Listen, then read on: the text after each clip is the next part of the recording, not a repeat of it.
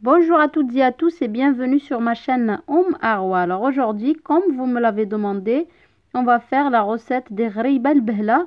C'est un gâteau traditionnel, vraiment une recette ancienne. Ce sont des gâteaux donc traditionnels, comme je disais, qui sont craquelés sur le dessus. Et donc, vous allez voir qu'ils sont très faciles à réaliser. Il suffit juste de suivre la recette. Et ma façon de faire alors est très simplifiée. Parce qu'à la base, c'est un petit peu plus compliqué. Et donc, je vous donne d'abord la liste des ingrédients. Et ensuite, on procédera à la réalisation de ces ghreiba qui sont extrêmement fondantes en bouche. Alors, pour ce faire, il nous faut 50 g de graines de sésame que j'ai légèrement torréfiées. 130 g d'amandes avec la peau de préférence que j'ai torréfiée également et que j'ai haché assez finement. Il me faut également 125 g de beurre mou. Si vous utilisez de la margarine, il faudra la faire fondre. Il me faut un sachet de sucre vanillé, 125 g de sucre semoule. Donc le sucre en poudre, hein, c'est la même chose. Et ici, nous avons 12 g de levure chimique et facultativement, je mets toujours une petite pincée, vraiment une petite pincée de levure boulangère. Ensuite, nous avons besoin de 120 g d'huile de tournesol, une pincée de sel, un tout petit peu de cannelle. Si vous aimez, vous en mettez un peu plus, mais je trouve que dans cette recette, il ne faut pas en mettre beaucoup. Et dans la vraie ghreiba, il y a du semen. Donc pour moi, mon semen est très très fort. J'en mets un tout petit peu. C'est facultatif. Ensuite, j'ai 500 g de farine type 45. Alors pour ce faire, dans un récipient comme ça, un plat creux, on va mettre nos 500 g de farine type 45 à laquelle on rajoute notre sucre vanillé. Donc tous les ingrédients secs, les amandes torréfiées et hachées, les graines de sésame légèrement torréfiées également, la pincée de sel, la pincée de cannelle. On va venir mettre d'abord mélanger, bien mélanger ces ingrédients pour ensuite venir mettre notre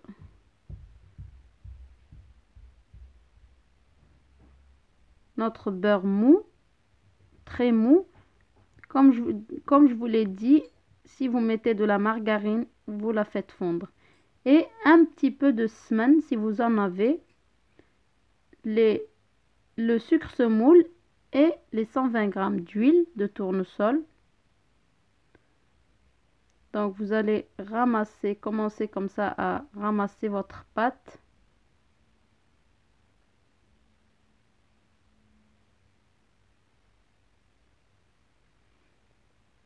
Alors pour ce genre de gâteau, n'ayez pas peur si vous trouvez que votre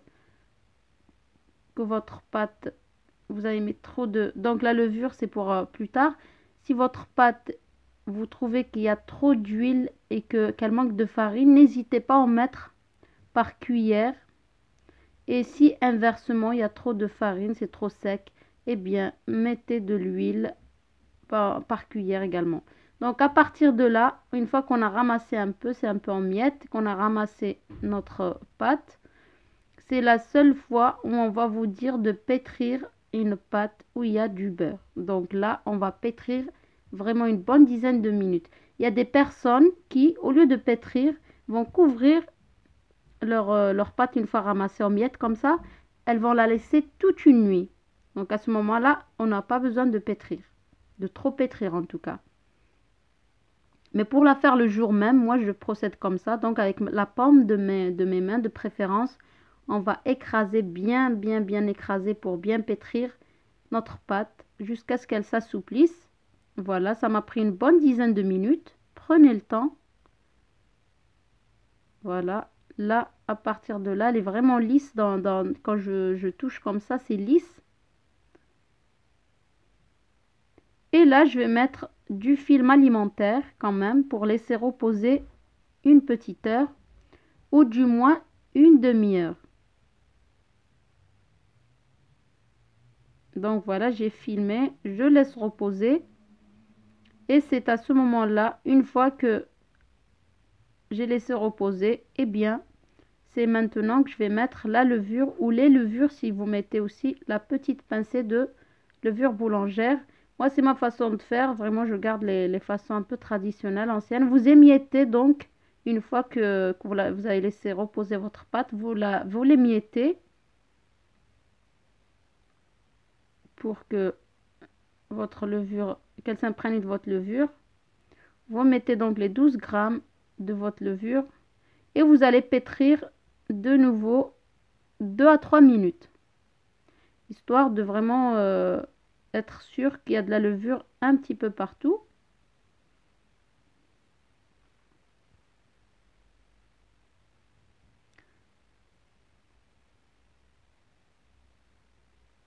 Donc, une fois que c'est bien pétri, on va passer directement au façonnage.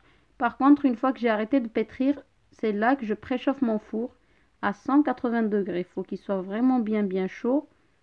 Ne la rentrez pas, ne cuisez pas votre behla tant que le four n'est pas chaud. Et donc là, la quantité, donc je vais vous parler de la quantité. Donc j'en ai eu pour 45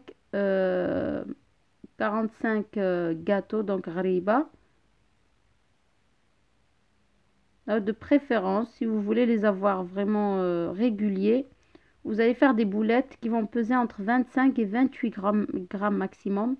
Grand maximum, moi je mets 25-26 grammes. Donc vous roulez comme ça entre vos paumes de la main et une fois que le dôme se forme comme ça, vous aplatissez légèrement et vous posez donc sur votre plaque où il y a du papier cuisson. Donc je vous montrais en fait que voilà, c'est mieux de peser pour avoir une certaine régularité dans la forme. Voilà, vous continuez jusqu'à ce que vous remplissiez votre plaque.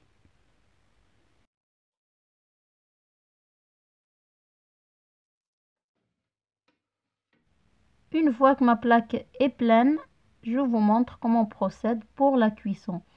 Alors, on va mettre la plaque le plus haut possible. Donc c'est la chaleur statique, pas la chaleur tournante. Donc la chaleur normale. Si vous avez un four qui peut allumer que le haut, ce serait vraiment l'idéal. Là, c'est pour vous montrer que j'ai divisé j'ai pesé le restant de pâte. Donc vous la mettez tout en haut jusqu'à ce que ça cuise et que ça devient comme ça craquelé. C'est de cette manière que ça va craqueler. Il ne faut pas mettre votre plaque au milieu. Il faut la mettre le plus haut possible, bien proche de la source de chaleur. Et une fois que ça a pris une belle couleur, que ça a bien craquelé, à ce moment-là, donc ça va vous prendre une quinzaine de minutes, une vingtaine de minutes au maximum. À ce moment-là, vous remettez votre plaque au milieu pour que l'ensemble de la ghariba, enfin que tout cuise, qu'elle prenne entièrement une très belle couleur, donc que ce soit en bas ou en haut. Donc première cuisson, début de cuisson, c'est vers le haut. Comme ça, vous êtes sûr qu'elle va craqueler. Et ensuite au milieu. J'espère que vous avez compris le procédé. Et vous laissez totalement refroidir ou du moins bien tiédir avant de mettre sur une plaque comme ça, sur une grille, ou tout simplement pour mettre dans une boîte hermétique. Elle se conserve bien une bonne dizaine de jours. Et ensuite, vous faites la même chose pour ce qui reste. Donc, vous façonnez en boulette, vous mettez en hauteur, voilà, je vous montre. Vous laissez une quinzaine de minutes, voire 20 minutes maximum, jusqu'à ce que ça commence à prendre une belle couleur. Et vous mettez au milieu le four allumé, donc le haut et le bas. Vous mettez au milieu pour que ça cuise uniformément. Et donc voilà, j'ai laissé sur une grille et en même temps la 12e fournée. Donc voilà, j'espère que cette façon de faire la ghariba vous a plu. J'essaie vraiment de la simplifier. N'hésitez pas à me laisser vos questions si vous avez des doutes ou tout simplement vous n'avez pas compris quelque chose. Donc, vous laissez totalement refroidir avant de mettre dans une boîte pour conserver. J'espère que vous allez l'essayer. C'est vraiment un incontournable dans un plateau de gâteau comme ça marocain le jour de l'Eid en tout cas, ou dans les occasions, de grandes occasions. Donc voilà, je vais vous montrer comment elle est et comment en la coupant comme ça, je vais en couper une. Vous allez voir que ça, ça, ça c'est fondant, hein, mais elle se tient quand même, elle se casse pas. C'est pas la ghariba que vous touchez comme ça et que voilà, elle s'effrite entre vos mains. Elle se tient bien, mais elle est fondante en même temps. Donc n'hésitez pas à mettre un petit like. Je vous dis à très bientôt pour une nouvelle recette.